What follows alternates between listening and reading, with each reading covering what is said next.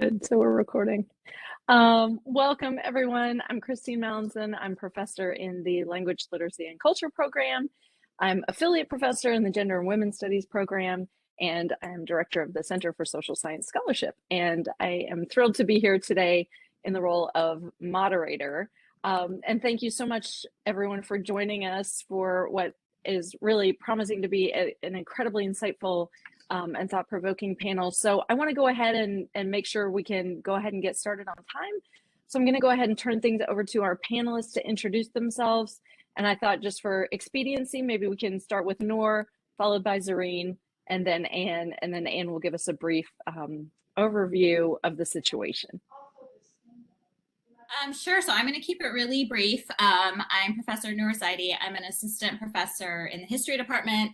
I'm primarily a historian of the modern Middle East and South Asia. And so my work really revolves around ideas of gender, nationalism, and ethno-sectarian relations. So in the context of this panel, I've done field work in Pakistan, Iraq, and Syria. So I'm looking forward to talking about all these issues with you guys.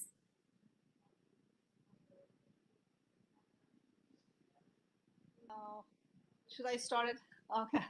My name is Zareen Taj. I'm a PhD student in LLC and staff member in Shriver Center. And I came to the United States in 2000 as the first reign of Taliban and first woman at the risk, where I was activist. And since then, I'm involved in my country. I make a couple of trips to my country, and I was the first woman recorded 5 massacre site of Taliban in 90s and 2000. And also I wrote a book about women journey empowerment, women after Taliban. And since then I'm involved as activism, advocacy, and lived experiences, and also professional and academic research. So here I am for second reign of Taliban. And I'm Anne Brodsky. I'm a professor in the psychology department, and my area of work is in clinical community psychology, and particularly the ways in which communities can be risks for individual, group, and collective outcomes, as well as sources of protective factors and resilience. And some of the work that I've done over the past couple decades has been with Afghan women in Afghanistan and Pakistan. And so I've spent about 10 months in the region, mostly in the 2000s in Afghanistan and Pakistan, learning from the work of Afghan women and their resilience in dealing with many of the things that Zareen just referenced. So welcome all. We wanted to give you a very quick thumbnail overview of Afghanistan. It's a complex process and a very long history, but let me just share my screen because this will guide me and us through a quick overview. So this is everything you ever wanted to know. No, I'm just kidding. So this is the 4 decades of war and violence. The history of Afghanistan obviously goes back millennia and is a really fascinating country and region, and very rich in so many cultural, historic, religious, and other contributions to the region and to the world. And I will encourage you to do more of your own research. But for the context of this panel, what you need to know in a nutshell is that my slides are not running. There we go.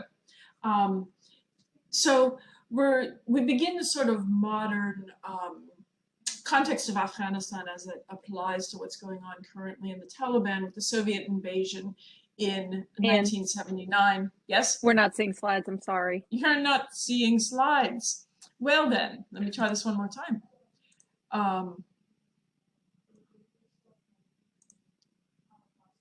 How about now? Are you seeing slides? Now you're seeing slides. They're on their way. There we go. You're good. There you go. All right. Thanks for pointing that out. So I now have a minute and a half to give you the quick overview. So 79, the Soviet Union invades Afghanistan, which prompts a 10-year a 10-year war to defeat the Taliban, in which a group of fighters called Mujahideen rise up to fight the Soviet Union. Mujahideen really just means freedom fighters, and the West supports the efforts at this point in time because of the concerns about the spread of communism.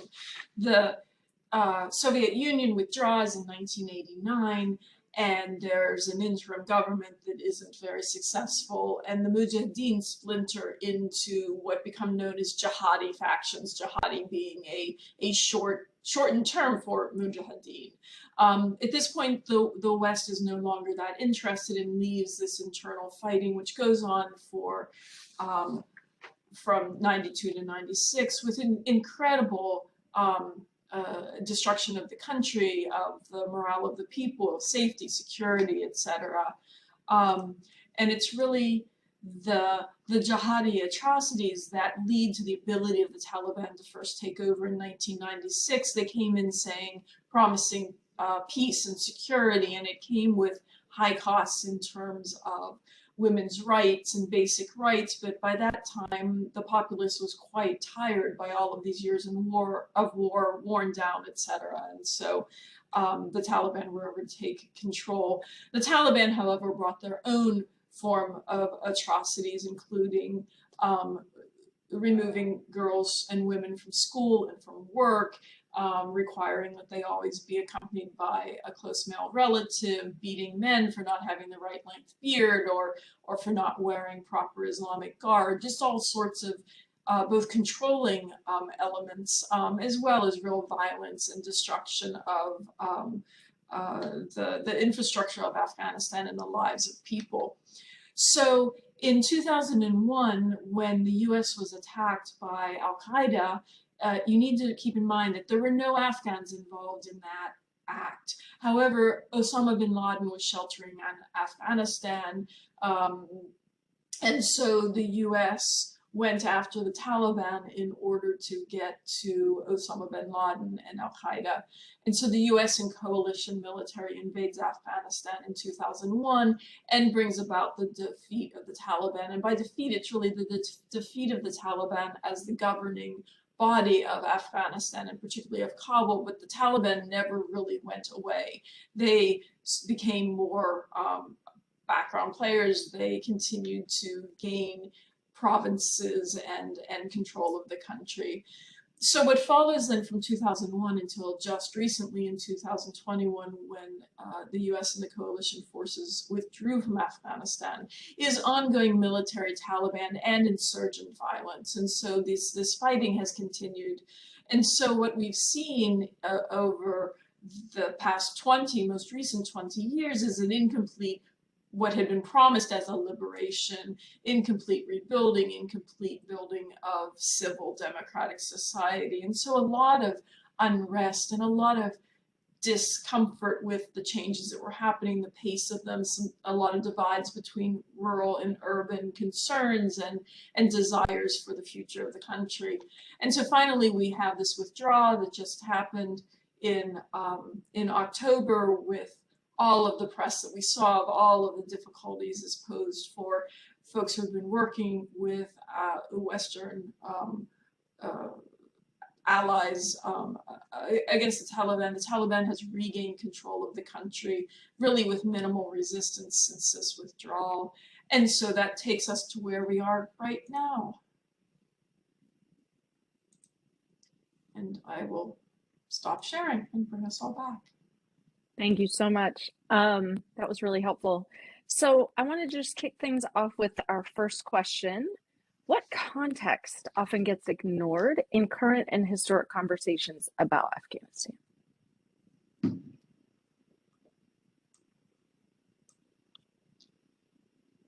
I've already talked too much, so Nora and Zareen need to take the lead here. Well, I mean, I can start off by, I think, focusing on one of the issues that we see a lot maybe in the current news or current discourse about Afghanistan, which is the status of women, and in particular, this sort of obsession with what women wear as somehow indicative of the quote unquote progress of society. So, you know, I think obviously one of the discussions that gets brought up a lot in regards to the Taliban and in regards to Afghanistan is the issue of the burqa, and I'm sure we'll have a lot more to say about this. But you know, as a historian, I think it's important to look at how what women wear has been central to this idea of modernization for at least, you know, the 20th century in this area that we're talking about, right? So the aesthetics of what women look like have been such a tool for which regimes and governments project modernity or ideology to the world. So like throughout the 1920s in this region, you see this sort of across the region in the 1920s, the Shah of Iran, for example, Ataturk in Turkey, and King Amanullah Khan in Afghanistan, right? They all try to either abolish or really aggressively discourage the wearing of the veil or traditional garb, right? So this is actually kind of a feature that you see in different countries across the region. And I think there's this tendency we have to fetishize images of women in Western clothes as somehow like pointing to a progressive past. And that's ignoring that even in Afghanistan, it was always a function of a select minority of urban women, right? Women around Kabul or in other places, Tehran or Baghdad. The majority of women in Afghanistan did not dress that way. And I've seen in the news, you know, you see this like constant juxtaposition of like women in Western clothes versus women in the burqa, and look at what Afghanistan was like before the Taliban. And that's just not the reality, right? That the majority of women in Afghanistan did not dress that way. More than 70% of Afghans do not live in cities, right? Did not live in cities.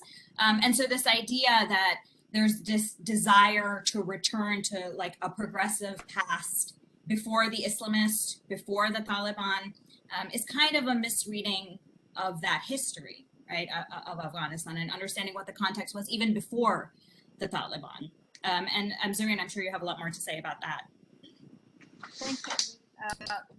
Based on my understanding, the biggest things which they ignore, which created all the problem right now, and all the plan or project or international community failed to reach and fulfill those promises they have made in 2001, is ethnic tensions. So Afghanistan is built or made of different ethnics. There is no majority ethnic there. So all our minorities in the civil war, the brutal civil war and killing, was a reflector of ethnic tensions. So when the international community with US coalition went to Afghanistan, they completely forgot this country came out of a civil wars and the tension is very high. And back up a monolithic ethnic leaders, which is just representing one ethnic, which they were in a power for a century, were emphasizing centralized government, which was failed for a century and keep failing. And that kind of provide a space for extremists to get more power, and also the regional country who are influenced in Afghanistan would also get a stronger power. So the biggest issue, which was ignored completely, they didn't listen to ordinary peoples, and didn't listen to minorities, didn't listen to women, didn't listen to civil society groups, which they are addressing the issue, which they were the main issue in Afghanistan. That was cause a problem or give a power for regional players such as Pakistan and Iran to play crucial role or making the extremists more powerful to fight back against international community and international coalition and also the current government. So that even it was centralized government, which was the power was in the hand of a president, and it was not inclusive. So it was completely, the president was a king. So he had the power, he did everything he wanted. So that was a problem, and also created the corruptions. And the US never addressed the huge corruption exists in Afghanistan, which feeded the extremists and feeded the chaotic situation in Afghanistan. And if I could add really briefly, I think the other context that's ignored is the strength that is there and inherent. And the fact that there have always been people in Afghanistan who stood for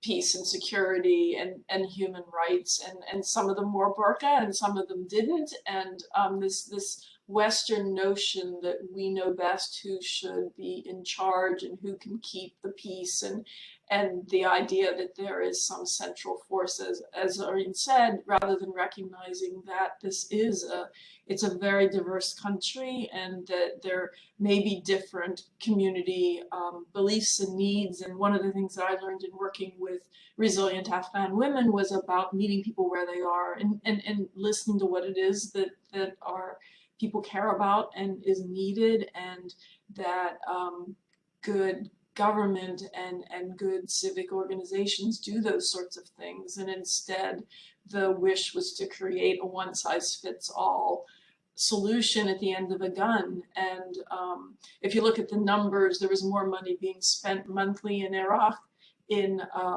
the early 2000s than was spent in 2 years of rebuilding Afghanistan. And if you look at what happened, you know, after World War II, there was a Marshall Plan. There was concerted effort to do something other than destroy a place to save it. And the Western countries that got involved, including the US, never really committed as fully to that as they needed to.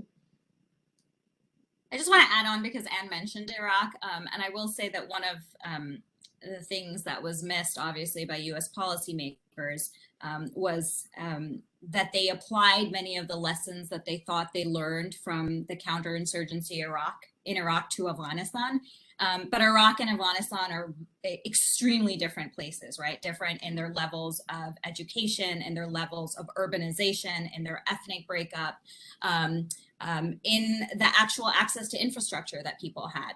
And so the US sort of exported many of the tactics that they thought worked successfully in Iraq to Afghanistan without understanding that they were very, very different countries.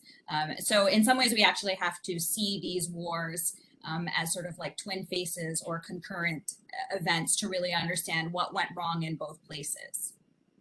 Yeah, Dan just made a really interesting comment that if you look at the history of the US action and military action in Afghanistan, you get this very strong statement from then President Bush about how we're going in to, like, you know, give them what they gave us kind of thing, and we're going to go get Osama bin Laden. And it's not until about 6 weeks later that you have Laura Bush present a much softer message about how we're going in to liberate Afghan women, and it's all about human rights. And so I think it's not a pessimistic take on it to say that they express concerns for human rights and women's rights. In many of our actions in Afghanistan have been covers and ways of getting other people involved and on board who might not other be behind military action for the sake of imperialism or for hawkish, you know, retribution. I just want to add more that interesting conversation also the comparing Iraq with Afghanistan, and also that the counter strategy failed to recognize the strong role of regional players in Afghanistan, because they have a different neighboring, have interest in Afghanistan than Iraq. So that was completely ignored when the counter strategy was played in Afghanistan, and especially rule of Pakistan, which they had during the Russia and also right now. So that context was completely ignored and undermined, or the poor performance of US coalition in Afghanistan, because they felt they were playing the same role. They played all the strategies and implemented in Iraq, and they could apply that in Afghanistan, Afghanistan was a ground politics for all the country around the world since Cold War. So that context was completely ignored by all the players. And just to actually jump off on that, because Zareen mentioned Pakistan, and obviously there's a lot of discussion about Pakistan's role in Afghanistan, but I think not a lot of understanding of why Pakistan acts the way they do in Afghanistan.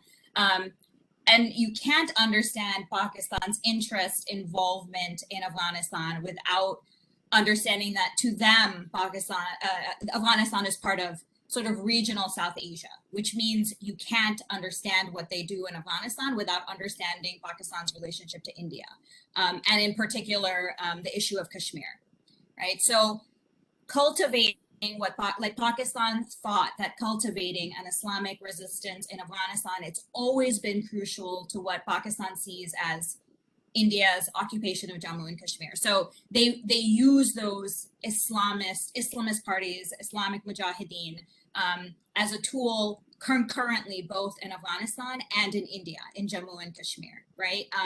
And as you see Indian influence increasing in Afghanistan as well, you see a real ramping up of Pakistan's involvement in Afghanistan. So, like there's a lot of focus, if you look at the news now, about like worries about how China will influence Afghanistan, China's role in the region. And there's not enough conversation about the fact that Afghanistan is really central in understanding the relationship between India and Pakistan, right? And that the previous, I guess, Afghan national government had a fairly good relationship with India, with the Modi government in India, and that was seen as a real threat to Pakistan. So in the 1980s, a lot of the Mujahideen that Pakistan trained or funded in Afghanistan were also sent to Kashmir to fight against, Indian forces there. So, we tend to see these places as like places out of context and time without neighbors that are important. But for those countries in the region, Afghanistan is very much part of their own national strategies, which is, again, it's not something that I think the US ever really engaged with. And if we're talking about neighbors, then we can't ignore that Iran is on the western border of Afghanistan and China is on the far northeastern border. And you just, even when there were rebuilding efforts happening, there were just all sorts of political and geostrategic decisions being made.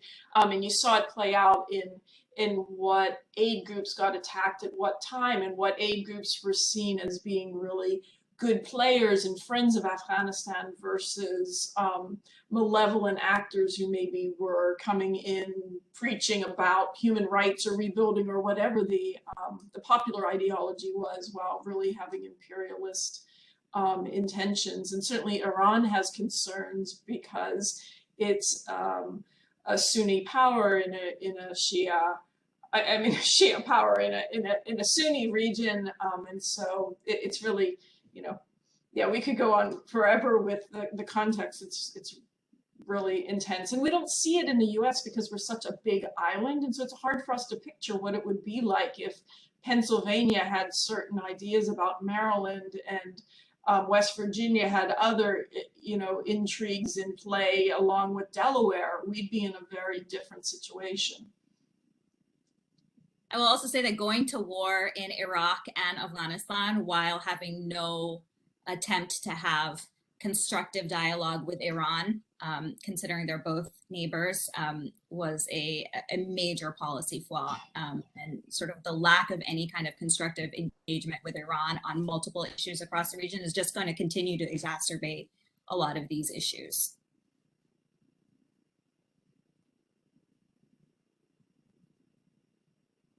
Okay, next question. I'm going to sort of give you a multiple parter here. What has and hasn't changed in Afghanistan, and including what I think is a really interesting question, what has and hasn't changed in the ways we conceptualize and talk about Afghanistan? Why are these things problematic? I can start from there. What has changed and what hasn't changed? The change these 20 years, these 2 decades, there's a lot of change. The civil society, women's organization, and media, that 3 categories had the greatest gains in Afghanistan, even despite of all the failures, despite of all the wrong strategy being played in Afghanistan, all this, but there was a space, a small portion of peace in Afghanistan, provide a space for civil society groups, for women organizations, and also media. That 3 categories have improved and gains a lot. So, and they, especially women, they were the front runner, and they broke all the taboos, traditional, and the rural women, they got empowered, and as that was a huge change in Afghanistan in the history never experienced. We have, like before the US got involved in Afghanistan, people are showing all the news or like the female actress or singer, but it was only 1% of population, which was only the city in Afghanistan, the 4 major city. But during these 20 years, the rural area, they had a space, and there were a lot of work with more community participatory approach or empowerments, which helped people to, especially women and poor people, to be able to earn food, to earn incomes. The women that had that the space was provided for women, so they were able to be bread earner for their family, because during the war, a lot of women, they lost their main bread earner, so that they become the first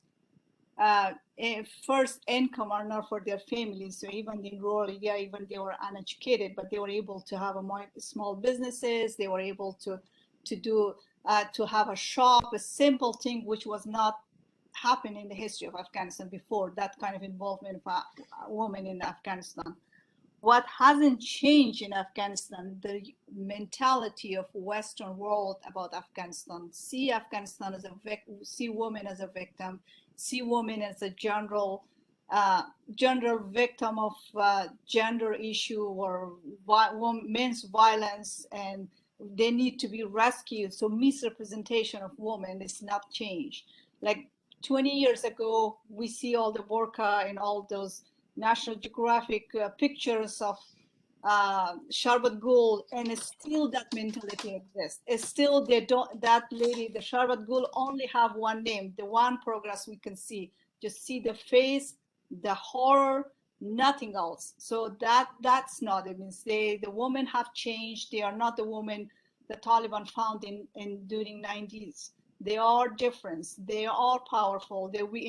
If we compare the role or participation of women in entire region, in Iran, in Pakistan, in India, we had the most parliamentarian women in Afghanistan, which the other country they don't have. We have a lot of women ministers. We had the first female mayor. We had the first woman minister. We had the first woman who went in the military and become colonel or a police officer. So all these involvements completely ignored when in the contest, when they are discussing about Afghanistan. And it's the same thing. After 20 years, we're back to the same mentality, the same perspective, and the same misrepresentation of Afghanistan and minority. And the rule and the rule of minorities are completely ignored and hasn't changed. So that's a problem right now.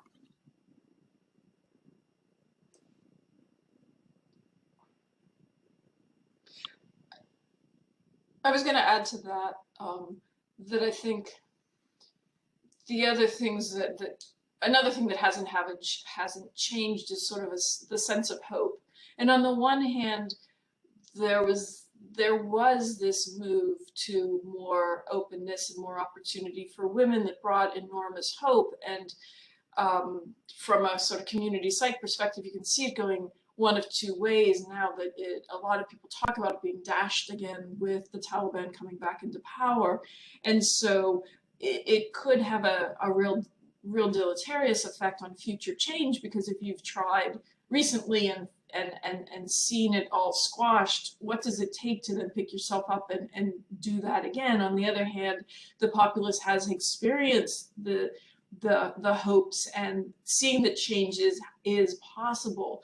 And the literacy rate is enormously much higher than it was 20 years ago. Even the Taliban are much more educated than they were 20 years ago, for better or worse. One of the ways that RAWA, the underground women's organization that I spent a lot of time studying, used to spread their political message is through a publication called Women's Voice. And there's a story they told of a woman who was passing it out in the market and got caught by the Taliban, who said, "What is this thing you have?" And she said, "I don't know, it's just some newspaper. I brought it to wrap the meat I'm buying." And he said, "What's it say?" And she said, "I don't know, I can't read," which was a lie.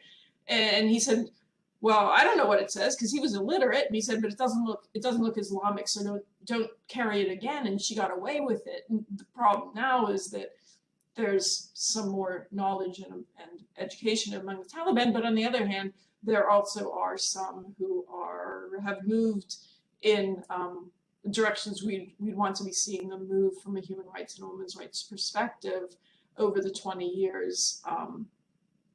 But we had the possibility for either virtuous cycles or vicious cycles to come out of it. And the sad thing for me when I was there was that the most disheartened women that I met were ones who had not known what they were missing and now knew what they were missing, but didn't know how to get the resources and the support and the opportunities that they now know they deserved. And have we set up this promise of liberation and now left it for people to really recognize, oh my gosh, this is a bad situation, and I thought I was going to be a lawyer, and now I'm not sure what is going to happen.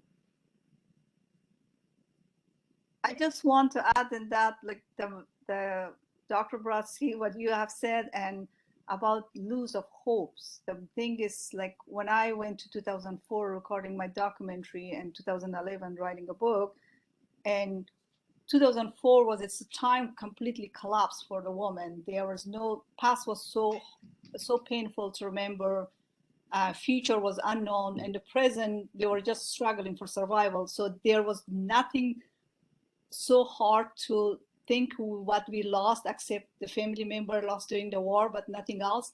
But this time, as I mean, the women have a time now.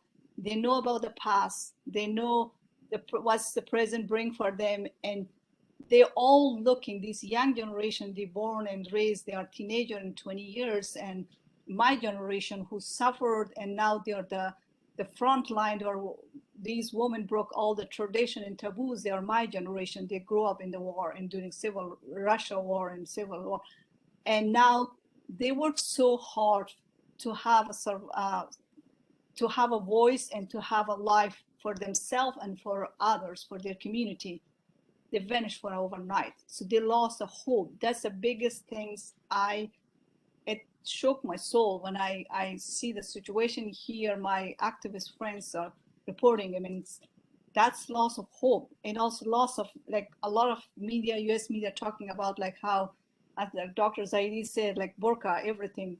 The burqa is not the issue right now. The burqa is like how they are being fed, how they can survive, and they are all of them are in the hidden places. And right now, like for how long they will be in the hidden places to survive. And they used to be, these women from my generation, they used to be a voice for other women, and now they're struggling for their survival. There's no voice right now. And survival is a biggest thing for them. And that kind of perspective or concern is not draw attention of international community. I think to answer one of your questions, Christine, what has and hasn't changed is that we're still not really talking about Afghanistan, right? I mean, we were sort of militarily occupying the country for 20 years and not paying attention to it, and left it behind and are still not really talking about what's happening there, right? So, you know, as Zareen just alluded to, women's issues are also not just what women wear, right? Whether or not women have to wear the burqa. I mean, you know, 20 million people in Afghanistan or more are facing the prospect of food insecurity or starvation, right? That matters as a quote unquote woman's issue, right? Drone strikes in the last 20 years that kill innocent people, those are also issues that matter to women. So, you know, I think lack of social services are women's issues. So, to not just silo off what we think are issues that matter to women, but think about it as sort of a broader context of challenges that are facing civil society as a whole in Afghanistan. But I think, you know, in some ways, like this panel is a month and a half past that 2-week window where everybody was paying attention to Afghanistan when the Americans left, and now you sort of see silence on those issues. So, you know, that sense of lack of hope is also from the sense that the world has moved on, right? And in some ways, I think you can see that that's true.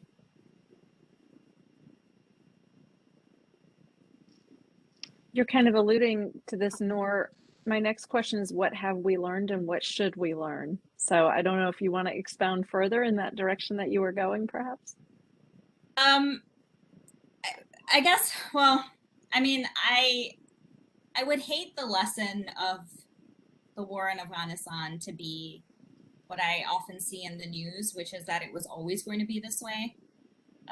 That, you know, the Americans would leave in this sort of like wave of violence and apathy. And like, I think you see it in the rhetoric around the withdrawal from troops in Afghanistan. It's like this sort of peak Orientalism that Afghanistan is this untamed, untamable, ungovernable places, like doomed to backwardness. So it wasn't us, it was them, right? And that's why things ended up the way that they did. And even if the Americans had sort of perfect engagement, perfect knowledge, perfect policy, it would have always been like this because Afghanistan is just sort of like a complicated backwards place. And that really absolves, I think, every administration, every policymaker, every defense contractor, everybody from responsibility for what happened in Afghanistan, which is that this wasn't in some ways the 20 years a failure of like the essential nature of Afghanistan. It was in some ways failures of policy and accountability, and a failure for where America was ill-equipped, uninformed, and I think in some ways uninterested in doing better. And so the lesson, I think, can't be that it was always going to be this way and nothing was accomplished. And I think, unfortunately, we really see that in the news and the way that Joe Biden was even talking about Afghanistan. It was like, what have we accomplished in 20 years? It's time to get out. We could have never changed Afghanistan. Because as Zareen alluded to, there were changes that were made. People's lives in some ways did get better.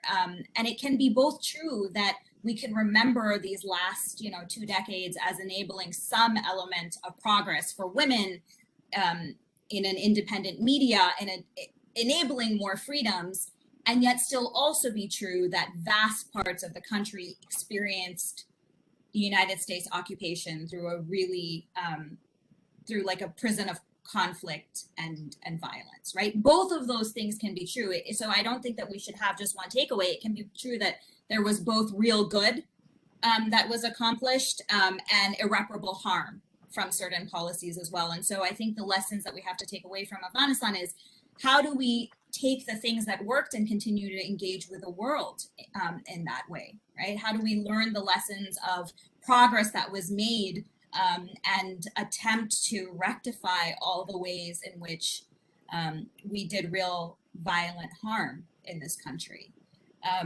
So obviously one lesson from Afghanistan that I think we might all acknowledge is that we never really questioned, for example, the defense or military aspect of this war in the same way that we question like the State Department or development agencies, right? Like there's so much more scrutiny on aid organizations or like capacity building organizations, and really not any on defense costs, for example. I'm not sure that that's a lesson that we really are going to rectify, but it is true that we can't just wipe away 20 years as having done nothing, because I think then we do real violence to the Afghan people as well, who worked for 20 years to achieve change and did, and they actually did. And when we just leave and say like, oh, well, we could have never done better than this, that's just not true.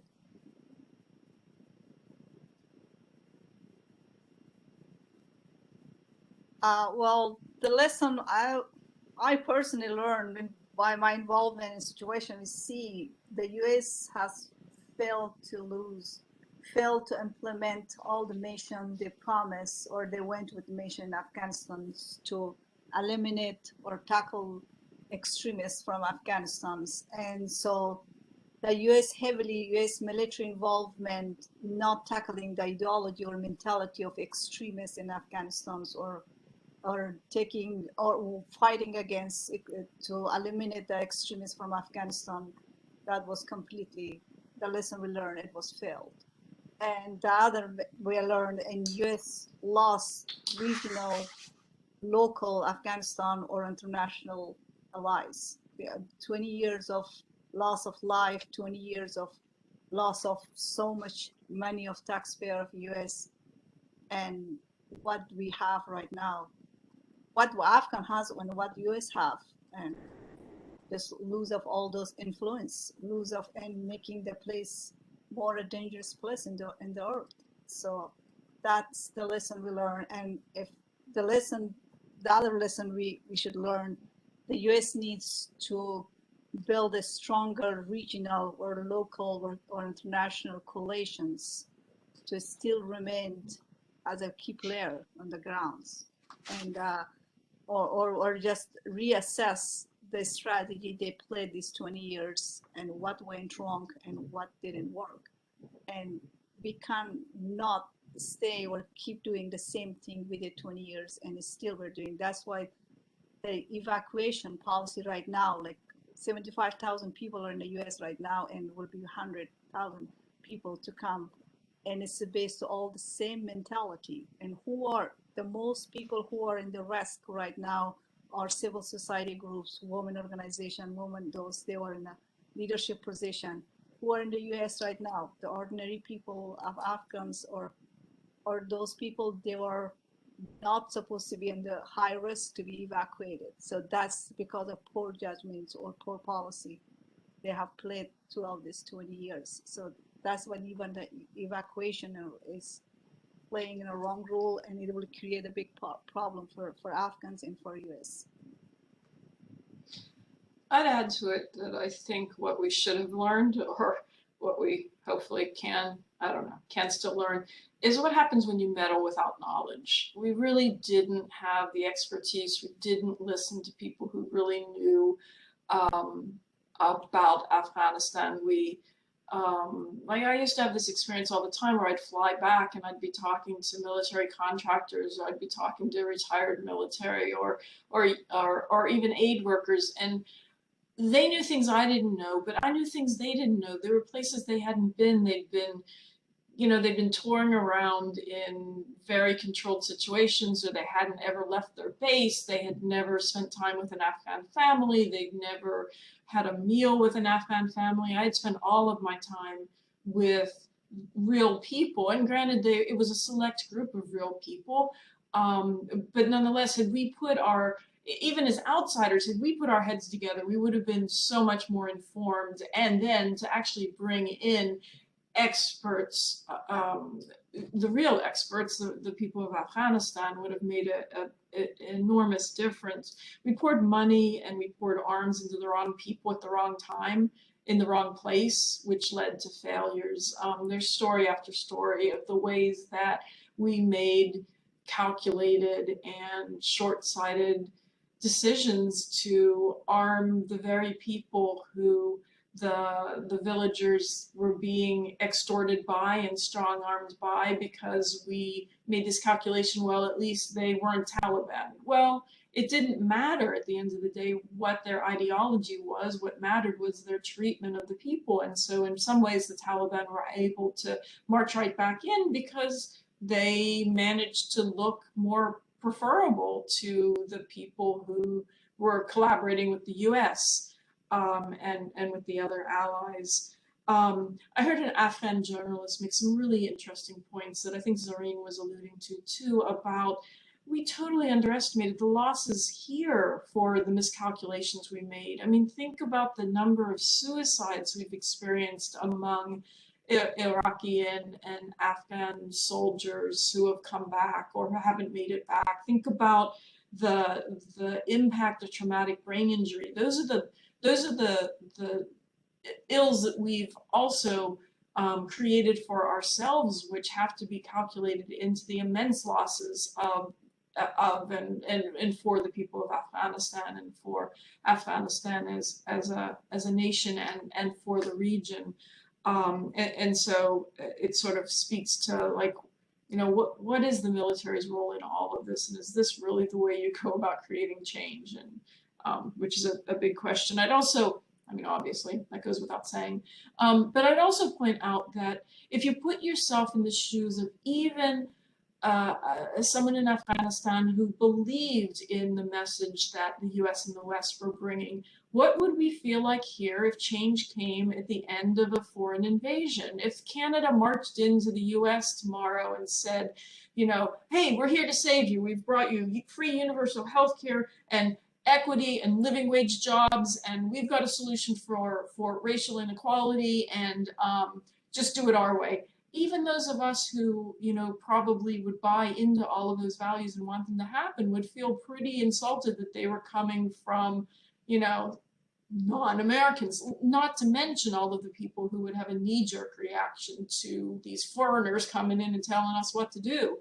I'm sorry, that accent was probably a microaggression. We don't talk like that. Yeah. And so we also have to think about, like, how do we go about trying to help anyone make the change that is consonant for the values of their community and their setting, and do we do more harm or more good in the ways we go about it? I just want to add to Dr. Brodsky's comments, like the U.S. never listened to ordinary people, especially for coming from diverse backgrounds, from different, in Afghanistan. Like even people's finger was cut because they were voted for new government, and twice the President Ghani was lost the election, and U.S. went back and put him back in the powers. And now when the situation got worse, and President Biden is saying, if this country is not fixing themselves, if they are not taking care of themselves, we cannot do that. You did it. You went twice and put him back, and you back up the Karzai, the most corrupt president, and you back up, you put in the peace negotiations. You're putting all the most corrupt people, and from the peace process, it was supposed to be about minority and women because they suffer under Taliban. They should be in the table of negotiation. Who put it? Zolmay Khalilzad, envoy of US, he is a Pashtun. Karzai government is a Pashtun. All of them are Pashtun ethnic, majority ethnic who oppress other ethnic the entire for a century. And who is another on the table? Taliban. They are Pashtun. The three key players of Pashtun were main decision maker of entire peace process, and that was the failure. So we never learned that lesson. So we have to listen to ordinary people. We have to listen to those people. We have to bring inclusivity in decision making about the future of Afghanistan. So that was the lesson we never learned, and we never, now US is never talking about those, and the ordinary people of US don't know what went wrong and how all those poor judgment or poor decision making becomes so costly for Afghans and even for all international communities. So now we see how extremists is acting now in Afghanistan.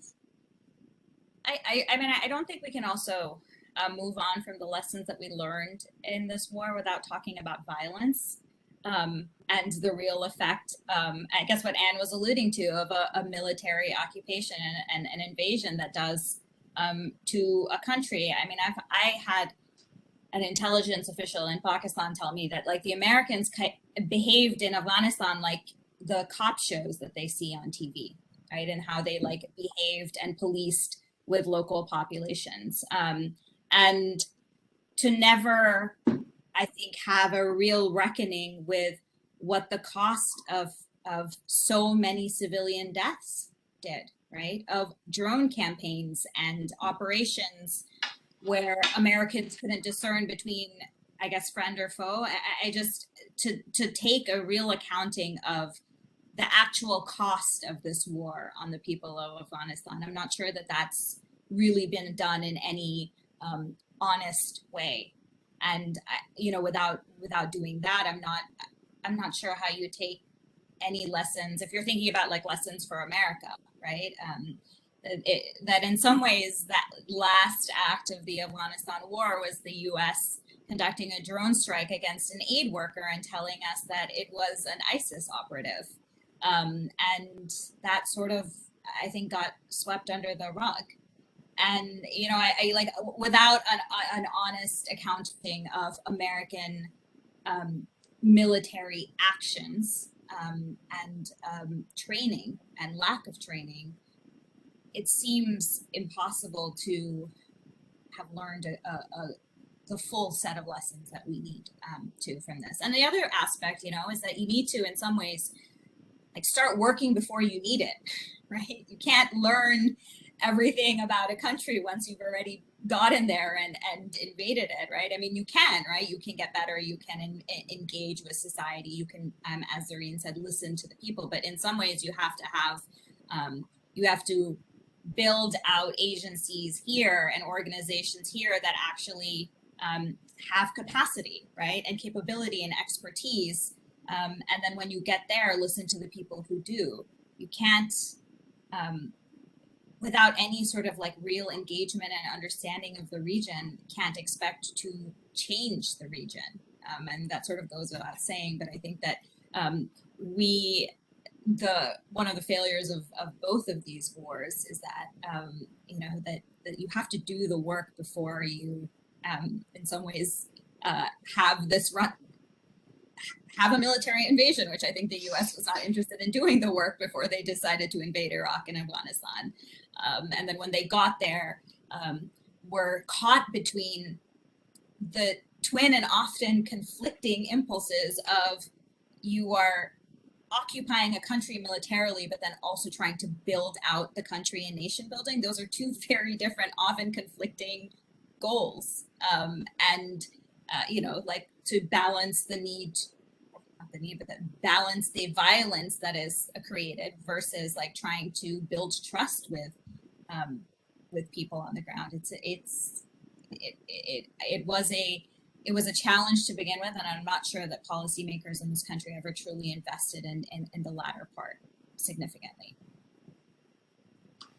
And we're also, I don't know, we're a visual species, and we're a species, I think, that responds to the immediate and to the concrete. And so much of the money that did go into things went into building buildings and building schools and and things that could be named and could be touched, and you could see where your 10-cent contribution to whatever went.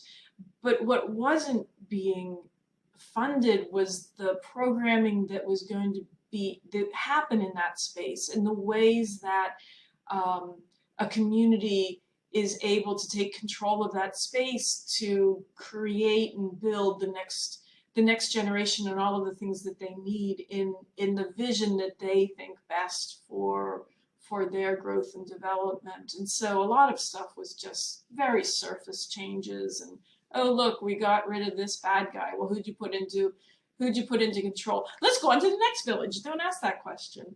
And to kind of speak to Zareen's piece, I was just reading something recently that said that a lot of classified information isn't because it's such dangerous knowledge, but because it's embarrassing. And there's just so much classified embarrassment for, I think, any war situation, because they're chaotic and but like Nor said, until we confront that, I don't know how we learn lessons. Until if you can't learn from mistakes, then what, you know, where do we go?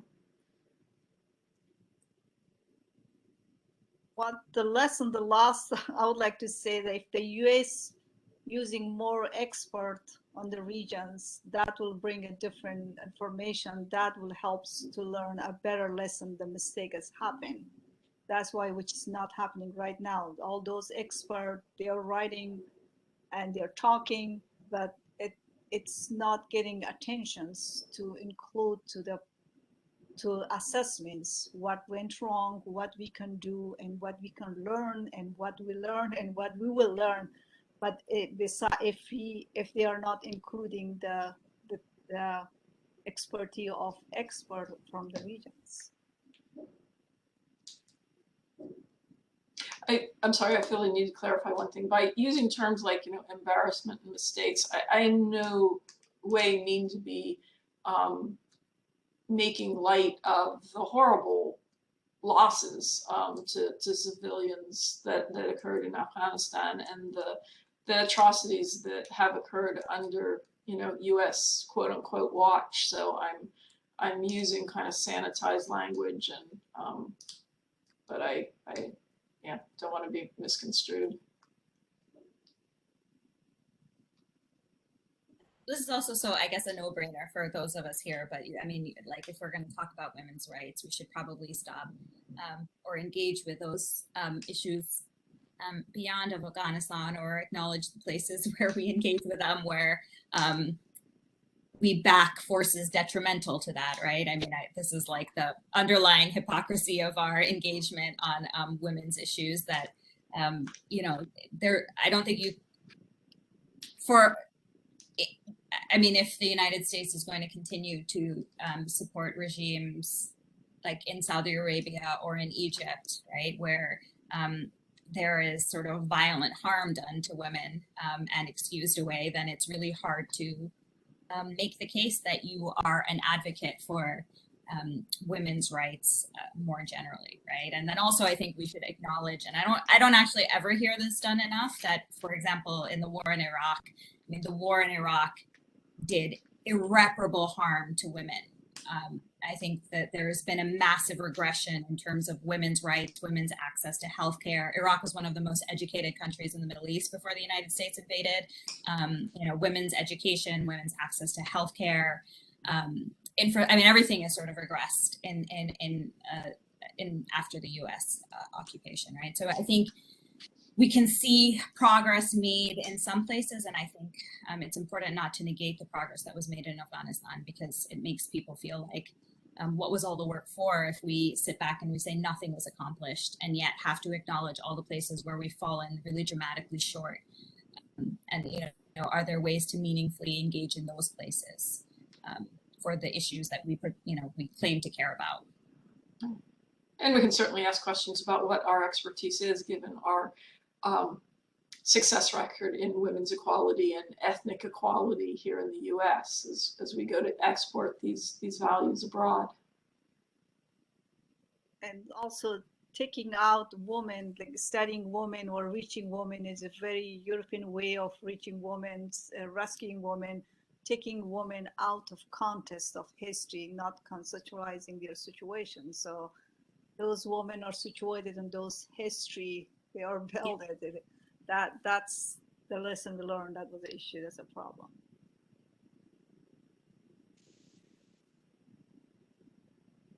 Well, I know we're technically at time. Thank you all so much. This is an amazing panel. Maybe our panelists can just linger if anybody wants to just ask questions after the fact, but thank you all so much for coming to the panel. It was really a pleasure to learn from all of our expert panelists, and thank you all so much for coming. Thank you all. Yeah, thank you for being here, folks.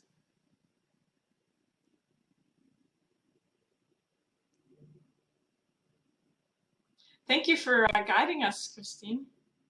You're welcome. You all made it very easy, and we didn't even need to get to the last question because you had already addressed it in your wonderful, fulsome answers. So thank you all for making it easy for me to moderate. Thanks a lot, Christine. Also, the last question was a very tricky too. Is a military defeat? It was, is a military defeat? It was political defeat. Which part do you want to talk? I know. You all kind of touched on each of those pieces throughout anyway. So I thought it was great. And the whole piece about turning the lens back on ourselves is really also an answer to the broader engagement with the region question is, let's not go running headlong. Let's take a look, and see what we're bringing to this too. So yeah, that was wonderful. Thank you all so much. So if you want CS3 to host this recording,